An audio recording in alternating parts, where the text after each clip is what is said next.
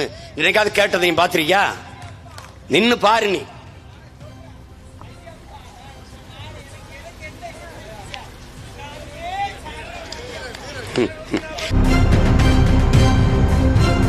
நேற்று கன்னியாகுமரியில் நாம் தமிழர் கட்சி சார்பில் நடைபெற்ற ஆர்ப்பாட்டத்தில் குடிபோதையில் வந்த நபர் கத்தி கூச்சலிட்டது பரபரப்பை ஏற்படுத்தியுள்ளது.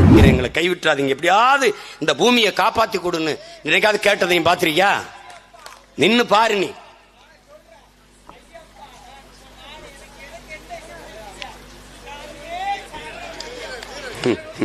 மலை ஏறு, மலை ஏறு.